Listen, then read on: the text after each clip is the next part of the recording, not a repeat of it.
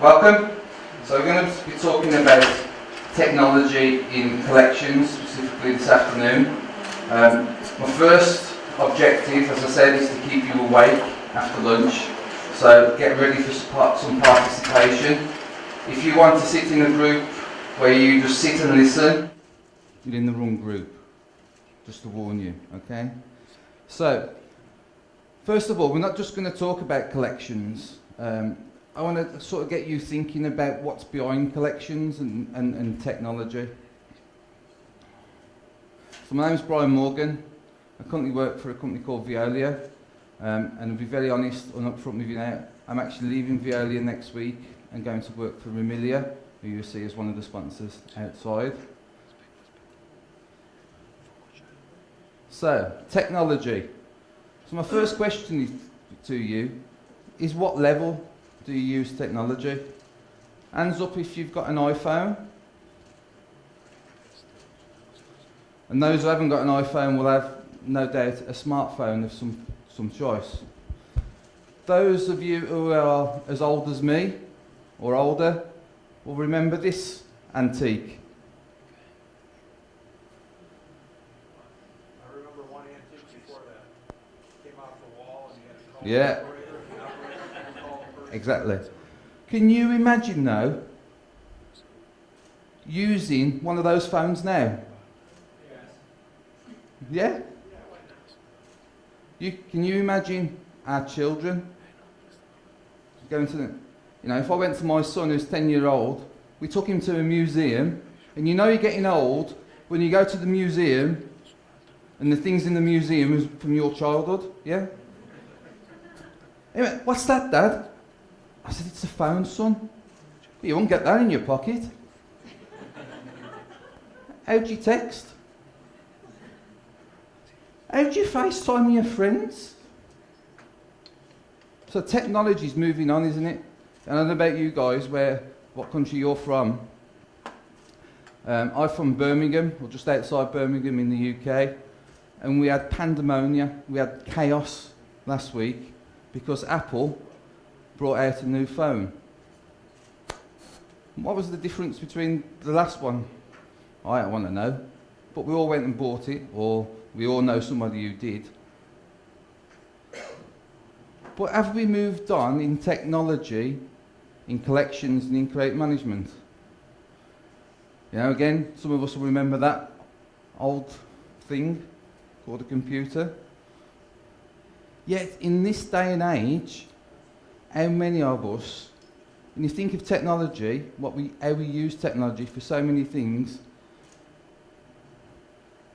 we all recognise this? That fantastic collections tool called Excel. That's been credit managers' best friend for years, has it not?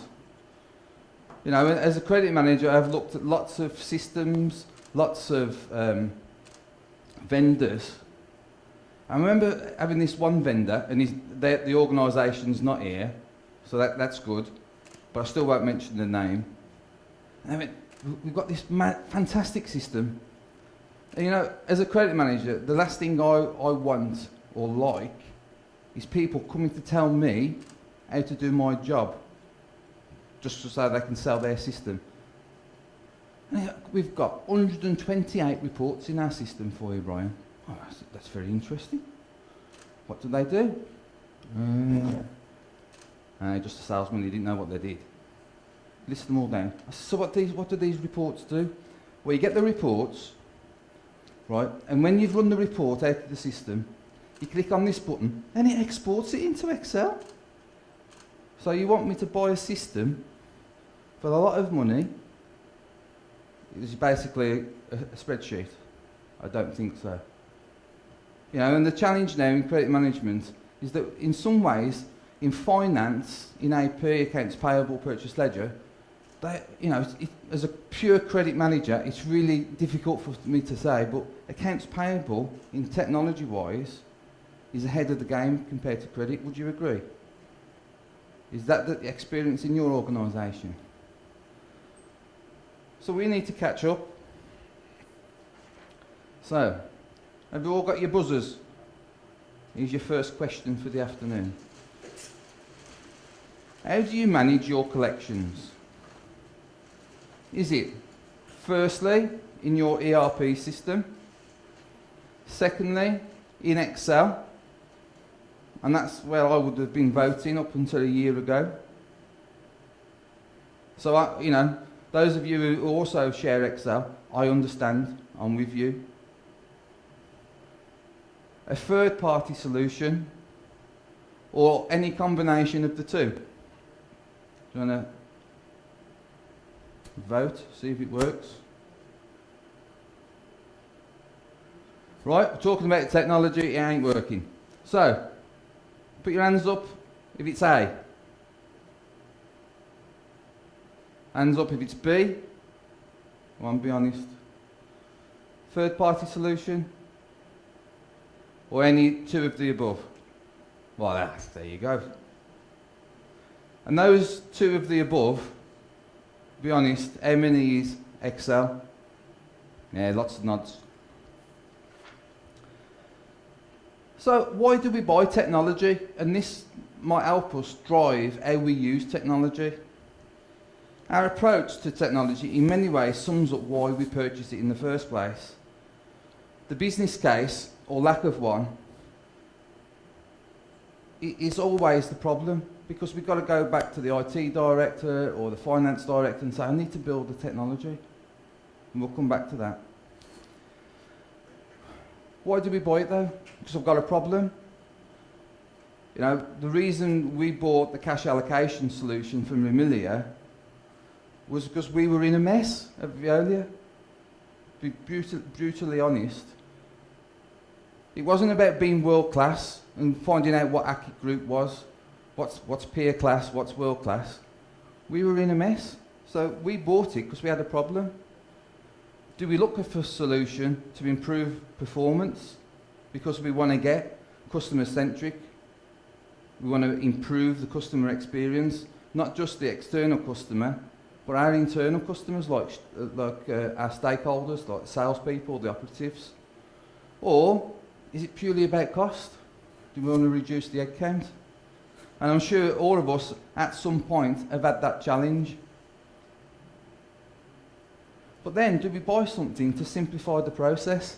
Because some of the problems we have with technology is we find a solution, or we look at a solution even, and we think, I'm not sure how that's going to fit in to my process. So currently, we have 5 steps to the process, and we want something that's going to match each one of those steps. What we need to do when we're looking at a solution is, I've got 5 steps today. Maybe if I go and buy this solution, I'll only have 3 steps. But sometimes we can't stop and look back or look forward because we've got a problem to deal with, or we need to reduce costs. Next question. What is your most important KPI in your department? Is it how much cash you've collected? Bad debt? Aged or overdue debt? Or productivity? Right, A, hands up. B,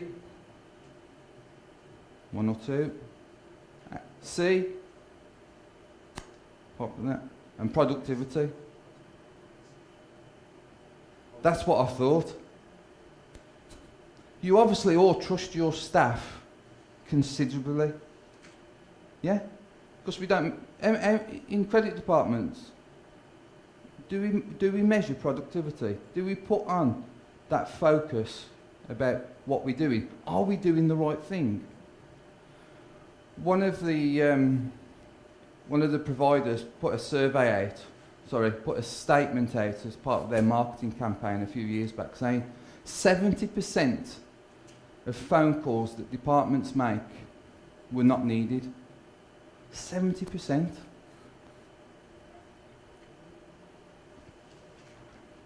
So what do you measure? And this goes back to a little bit of Six Sigma or Lean, or just pure communication to your team. One of my questions, and I don't want to just talk to you and say, oh yeah, he's talked about collections. I want you to go away thinking, challenged about that you might find one thing that you might do when you go back to your department, your companies next week, and think, I'm going to do that. So, we all have the strategic goals, you know, head office, finance director said, this is what your department needs to do. I had a great finance director said to me once, Brian, I don't know what you do or how you do it. I just know the effects of what you do. He says, because when you have a good performance, I have more money in the bank. We have less bad debts. We have less customer complaints because unallocated cash is minimal. If it goes wrong, he's my worst best friend, you know, because he does know what we've done, or probably more appropriately, what we haven't done. And the highlight of this chart is, you've got to break down your goals, but not only break them down to the department level. One of my key successes for my department is that, you know, where I worked at Veolia, we used to collect 140, 150 million pounds a month. Well, some credit controllers would only collect $1 million. And then one of them come back to me once and said, yeah, but if I don't do my job, it don't really make much difference in the whole scheme of things. And I have to say, yes, it does. Because collectively, we need everybody to perform to their maximum to reach the outstanding results. So we had to explain how everybody's performance contributes to the big picture. So 6 easy questions to remember. You might have heard this before.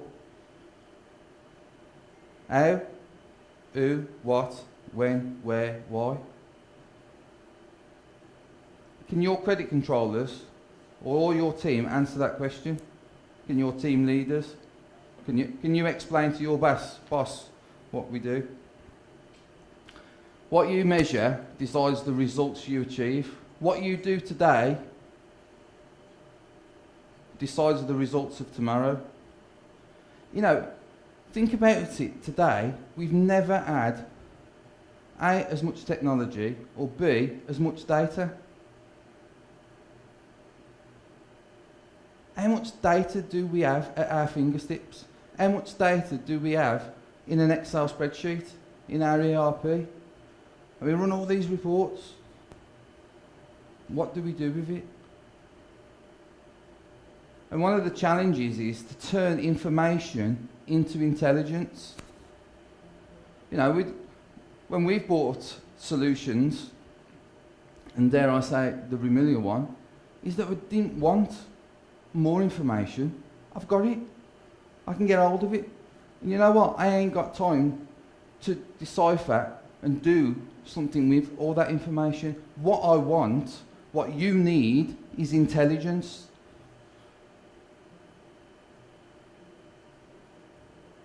You know, I don't know about you, but these things are scary. I looked on a website last week for some new polo tops, golf tops. Within 2 days, they were on my Facebook feed. Somebody's turned that information that I've been looking at a website and said, oh, possible purchaser here. Send him some links to some shirts that are on sale. That's turning that information that I'm looking at a website into intelligence that will make something happen. Do we do that in credit? Do you do that in your department? Question is, where do we want to go? We'll come back to that. Right, Mark's mentioned the wine this evening from the Czech Republic. Very nice. It was very nice last year. Hopefully it is. Who drinks wine? Lager? Gin or vodka? Anything? Right. I want some participation now. You can imagine I've got a bottle of wine, bottle of champagne. I've got it in my hand. I take the top off, and I'm gonna pour you all a nice glass of champagne. What's it going to taste like? You don't know yet. But now I can't change what that champagne is going to taste like, can I? It's going to taste as it is. What can I do to change the taste of that champagne? You could do something very criminal and add lemonade to it, which just, it's just not right. But once you open that bottle of champagne, that's it. Whatever it tastes like is whatever it tastes like. You can't do nothing. And that's what key performance indicators do. They are what they are. You are where you are. I remember working for one boss and he said, days cash collection down a bit this month. And his advice was the worst bit of advice ever known to a credit manager. Brian, you need to work harder. Of course I do. Yeah, as anybody, I don't know, in England we have this second silly question that gets asked really a lot. Brian, are you busy? Are you busy? No, I'm just sitting in my credit manager's chair, reading the latest magazine from Credit Matters, thinking, well, where should I play golf next week? Am I busy? Do you know anybody who's not busy in their role, in their jobs? Of course I'm busy. So, back to the champagne. What goes into making a bottle of champagne, or any wine for that matter? Any thoughts? Come on, wake up. Grapes. What sort of grapes are you going to have? 3 different grapes that goes into champagne, or you could just have 1 grape, and determines the taste. The grape will determine whether it's fruity, whether it's acidic. Good start. Next question. Next answer, even. Time. Time in the bottle. Time in the vineyard, time in the bottle. Time on the leaves. How long it's been matured for. Next. Process. 4 different processes you can use to make champagne. There's one very common one. Storage. Is it going to be in a cask for how many months? Is it the cask going to have whiskey cask? Is it going to be a port cask? You can tell what my favourite pastime is, can't you? Next answer. Life exposition. Pardon? Life exposition. Life, excellent. Next one. So some wines have been, some champagnes, been in storage, been below the ground in the Champagne region for years and years. Any more?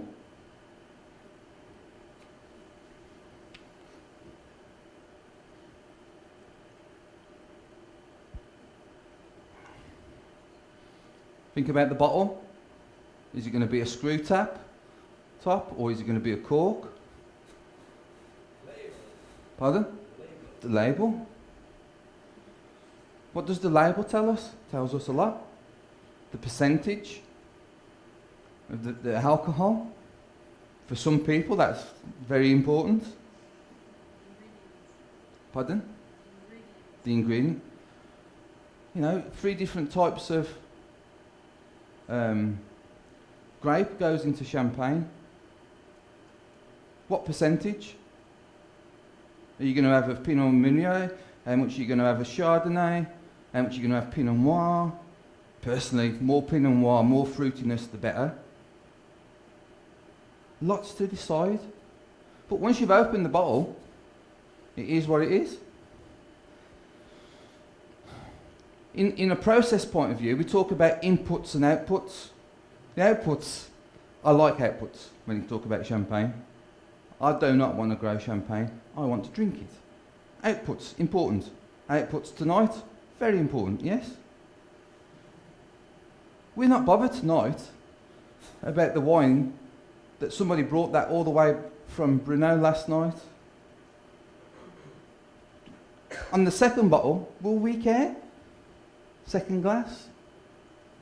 But what about results? What about the results in our department? What about the technology in our department? How much time do we stop and think about what goes into the results? What can you improve? For the winemakers, it's vitally important, because if they have a bad year, they won't make a vintage.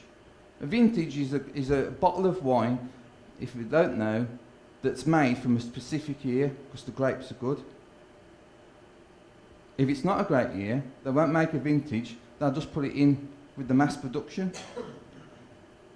But we need to take the time to stop and think about how we use technology, because the technology will help us get to the results.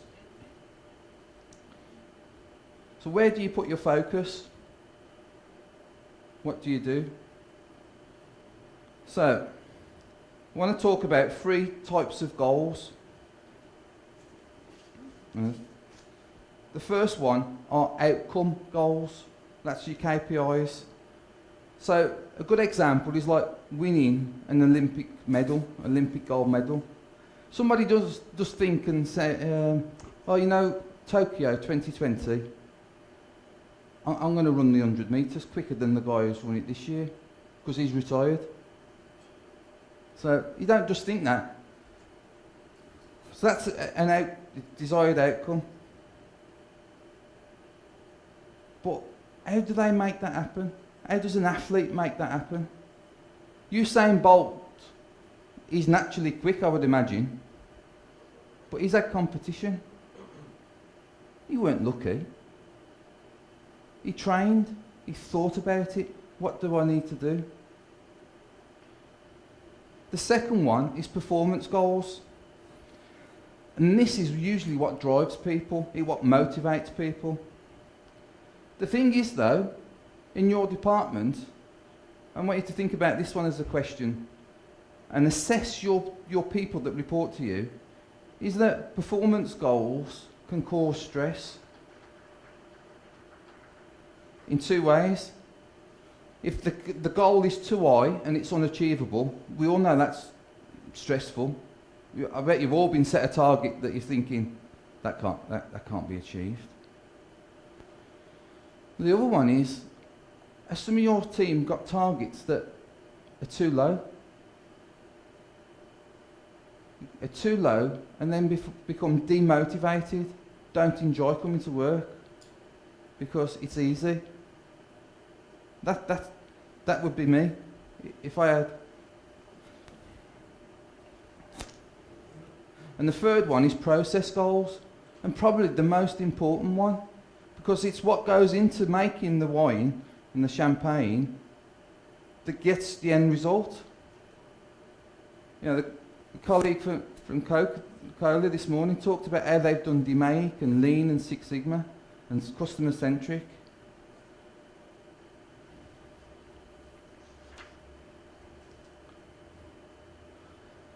The thing with a process improvement is sometimes what we do is we have a problem with a process, we put our best person on it. Put a good person into a bad process, the process will win. How many workarounds? I know in my working life, you know, we've got a bad process, we've got poor technology in the past, so what do? We have a workaround, we stay late, we work harder. We don't work hard, we work longer. Month end. How many people have a month end like that? Causes you brain ache. I want to kind of finish on a story of a gentleman called Cliff Young. I want to tell you this because this is how people think about technology, and especially in credit management and collections. Cliff Young, there's an endurance race in Australia every year that's 550 miles or kilometres from Sydney to Melbourne, and it's considered one of the most gruelling ultramarathons in the world. The race takes 5 years to complete and is normally only attempted by world-class athletes who train especially for the event. These athletes are typically in their 20s and 30s with sponsorship from well-known sports companies. In 1983, Cliff Young showed up at the start of the race. Cliff was 61 years old and wore work overalls and a pair of Wellington boots. Cliff was a farmer. To everyone's surprise, and dare say amusement, he wasn't a spectator. He picked his race number and joined the other runners. You can imagine the press, the newspapers, the TV, the officials and other athletes became curious and asked him what he was doing there. They told him with some amusement, "You're crazy, there's no way you can finish the race." To which he replied, "Yes, I can." See, I grew up on a farm where we couldn't afford horses or tractors, and the whole time I was growing up, whenever the storms would come, I would have to go out and round up sheep. We had 2,000 sheep in 2,000 plus acres. Sometimes I would have to run those sheep for 2-3 days. It would take a long time, but I would catch the sheep. I believe I can run the race. See, we have to work out, sometimes, when you pass the stands about the technology, I've not got the budget. I don't know how that would work in my organisation. My boss won't approve that. Wow. That's powerful, isn't it, that picture? Can't, very quickly, can't, your brain doesn't understand that word, doesn't know how to function it, so we dismiss it. Anyway, back to Cliff. The race started, the professionals quickly left Cliff behind. The crowds and TV audience were entertained because, Cliff couldn't even run properly. It was more of a shuffle. You've all seen the marathon runners and long road race runners do it now. Many feared for the farmer's safety. All of the professional athletes knew, based on training and previous experience, or gained knowledge, that it would take about 5 days to complete the race. In order to do so, the athletes would run 18 hours a day and sleep the remaining 6. Nobody told Cliff, he didn't know that. He had no boundaries. Nobody to tell him. Nobody had ever told him, "Cliff, you can't do that." Don't you know in our organisation you'll never buy that technology? When the morning of the second race day came, everyone was in for a surprise. Not only was Cliff still in the race, he had continued jogging all night. Jogging in the loosest terms. Cliff was asked for his tactics for the rest of the race. To everyone's disbelief, he claimed he would run straight through to the finish without sleeping, and he kept running. Each night of the third and fourth day, he got closer to the leading pack and he moved from stage on. At this point, the officials got worried. They had to check their rules book. Is this allowed? We've never seen this before. What do you mean you can automate cash? That 85% of it is done with a click of a button. What do you mean you can have intelligence in your collections outside of Excel spreadsheet? That's your challenge today. Just salespeople giving a patter. Don't rule it out. Anyway, they discovered it was only convention that says you had to break for 6 hours, which dictated that sleepers must sleep for 6. By the final night, he had surpassed all of the young world-class athletes. He was the first competitor to cross the finish line and set a new course record. Today, the Cliff Young Shuffle has been adopted by most ultramarathon runners because it's considered more energy efficient. And at least 3 of the ultra runners have used the shuffle, and now it's accepted that competitors do not sleep. A farmer with no Nikes, no Adidas, no set boundaries in his head, changed one of the toughest marathons in the world. So, the things that you can change You know, Mark's talked about, you know, credit matters, the AC, C, double E. How can you improve your people? Invest in them. Process, innovation. Find out the products that you can use. Use technology. Don't be afraid of it. Turn your information into intelligence, because people perform processes to produce results. You can't change results. You can't change today's results, but you can improve your people and you can improve your processes either by cutting out waste or using technology. So, we're running out of time because we was late starting. What do I want from technology? Easy to use, quick, speedy installation. You know, who's got a car? Virtually everybody. Ford Mondeo, me. I don't go into the showroom and say, I want the Ford Mondeo GL. I say, well, that's £20,000, Mr. Morgan. Oh, by the way, we want to charge you £10,000 to put it together. No, you don't want that. I want to be able to walk in next week and collect my nice, shiny new car. Quick, speedy installation. You don't need an army of experts. It's not an ERP system, it's technology. Improve the process and drive the process smoother and quicker. You don't want to just change from one Excel spreadsheet to another. You want to turn it better. Real-time reporting. And for me, this is the word. I want it to be dynamic. People results. Clarity of tasks. See the overall big picture. Working in real time. And the biggest one is the bottom, motivated by self. Yeah. I remember some years ago, I had to wait till month end to work out what my performance was going to be. And all month you'd be thinking, oh, I think I've done well this month. What a disappointment when you find out that the day-to-day figure is not as good as you thought. You want a tool, you want a system, you want technology that's going to tell you and predict the future based on what you're doing today. Because if you can predict the future based on what you know today, what can you do? You can change the future tomorrow by doing something different. That's what technology is for in credit management, to change the future results, process results, see how actions impact the results of tomorrow. Reduce the number of calls. As we said, do we make all the right calls? Brian Morgan pays on the 15th of the month. Nobody knows that. Because Excel, you need somebody to work that out in Excel. You've got a system that works that out for you, so you don't need to phone Brian Morgan, unless he doesn't pay on the 16th. Information, as we say, turn it into intelligence. Looking forward, rather than in the rear view. Measure activity and type of activity. So, are your controllers, how many calls are they making? What's the outcome of them calls? Does it show up a training issue, so you need to improve their skills?